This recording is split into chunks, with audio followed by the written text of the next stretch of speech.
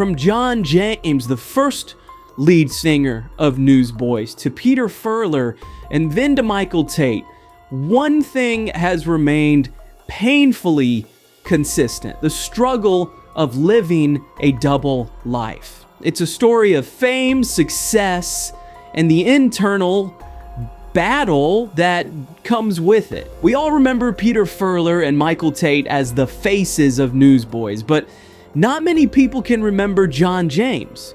And that in itself speaks volumes about how the pressures of fame can quietly erase someone from the story, even if they helped shape it. When Peter Furler and George Prodikis founded Newsboys in 1985, they needed a lead vocalist. Peter, who had always been a driving force behind the band, invited his best friend John James to take on the role.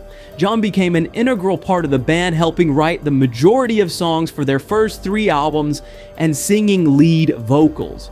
He was there from the start as Newsboys climbed the ladder of success. By the time 1992's Not Ashamed hit, they were well on their way to stardom, and John was right there leading the charge.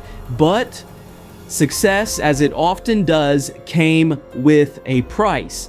In 1997, Newsboys made the surprising announcement that John James was leaving the band to return to Australia for local church ministry. To the fans, this was a shock. Why would their frontman leave the band just as they were reaching new heights? But the truth was much darker than the band's official narrative. The real reason John left was not to return to church ministry as they claimed. In fact, it was much more personal and heartbreaking. 2007, John opened up in an interview about the real reason behind his departure. The fame, the constant attention, the overwhelming success, it all took a toll on him. He had become trapped in a schizophrenic lifestyle where he was adored by thousands, but inside he was spiraling. The screaming fans, the autographs, the endless rush of recognition. It wasn't as glamorous as it seemed. In fact, it was suffocating. John admitted that he struggled with the addiction to alcohol, and all while trying to maintain the image of the perfect Christian frontman. He found himself in deep depression. The toll of living a double life, one as a successful rock star and the other as a man battling his own demons, was too much to bear. The external success was there, but internally he was falling apart. He was surrounded by thousands of people who wanted to touch him, take a piece of him, but inside he was losing himself. He didn't know how to process all of it, how to reconcile the man he was with, the image that everyone expected him to maintain. John went on to describe how deeply he had fallen into his addiction, saying, I got to a place that at one stage where I was drinking a carton or 2 of alcohol a day. That's a lot. I got to a stage where in the mornings for breakfast, I'd have 2 6-packs. So by lunchtime, I was just totally intoxicated. And this went on every day. It's hard to imagine how someone could reach such a dark point, especially someone who stood at the forefront of a beloved Christian band. John confessed that it wasn't just alcohol. He was also deeply into recreational. He admitted that during some performances, he was actually drunk on stage, yet the band, the people closest to him, kept protecting him, keeping the image of the perfect frontman intact. He wasn't just battling alcohol. He was battling a full-blown addiction to substances, and while he was able to hide it from the public eye, his bandmates and those around him knew something wasn't right. But it wasn't just his addiction that destroyed his life. John also admitted to being sexually involved with other women. His personal life was in tatters. That was not only devastating for my life, but it was devastating for my wife, he explained. It was devastating for my wife. She left me. She took my eldest daughter and went back to Australia. When he was asked if the other band members knew what he was going through, he didn't sugarcoat it. He laid it out straight. We can see stuff, but sometimes we don't want to admit it. Because you've got to understand that we're a part of a big machine. It's our career, It's our livelihoods. Actually, you've got many families involved, many people involved. Their livelihoods, their careers, it's a big money-making machine. Sometimes you don't want to see problems, even though they're slapping us in the face. They're screaming out to us, but sometimes we choose not to see them. And sometimes, honestly, we become blind to them, even though to others on the outside it can be so blatantly obvious. It's almost like we choose to be blind and not to see these things when we don't want to. That statement really hits hard and rings true for so much of what we're seeing in the contemporary Christian music scene today. It's easy for the public to look at these artists and assume they have it all together, living perfect lives under the spotlight.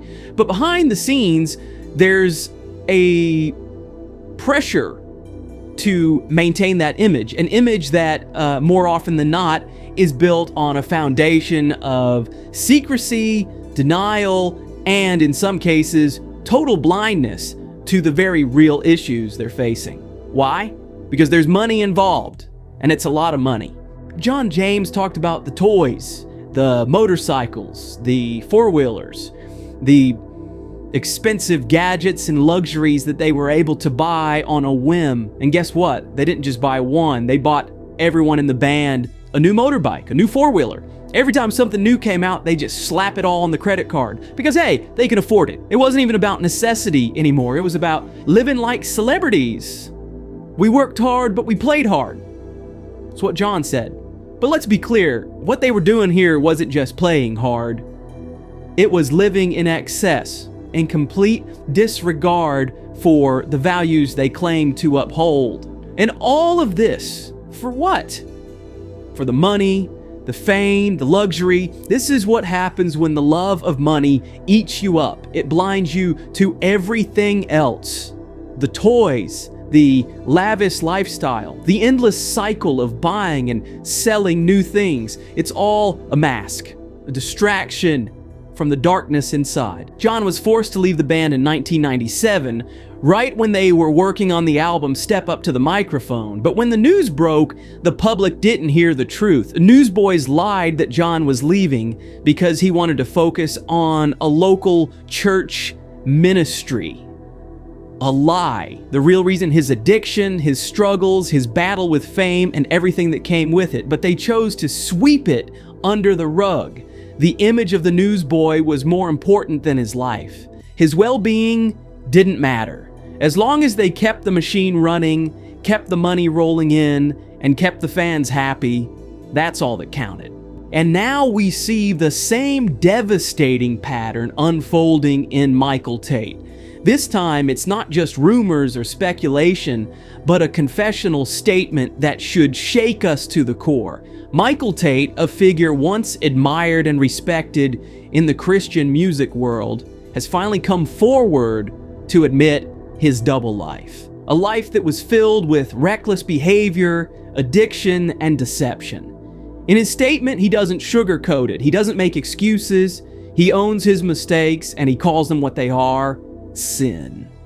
Recent reports of my reckless and destructive behavior, including and alcohol abuse and sexual activity, are sadly largely true. Michael says he kept everything hidden, but the reality is no one lives a double life like that without people noticing. It's impossible. When you're surrounded by people, especially in a tight-knit group like a band, someone has to notice something. The changes in behavior, the mood swings, the physical toll addiction takes.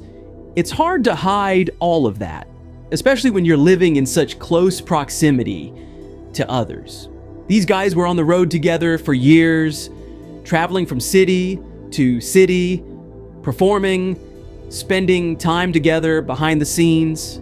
So the question has to be asked: were the band members truly blind to what was happening, or did they turn a blind eye because the money, the fame, and the success were just too good to risk losing? I'll tell you right now, when the stakes are as high as they were for the Newsboys, when your livelihood, your brand, your entire career is built on maintaining a certain image, there's a lot of pressure to ignore things that threaten to tear that image apart.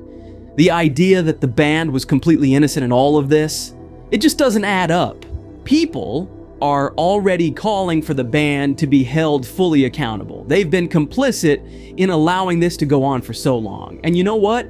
That's fair. Michael Tate might want to protect the band. He might want to shield them from the fallout of his actions because, let's face it, if the truth about their collective negligence came out, the money, the tours, the fame, they'd all be at risk. It's the sad reality of the music industry. No one wants to ruin the perfect image, especially when that image is worth so much.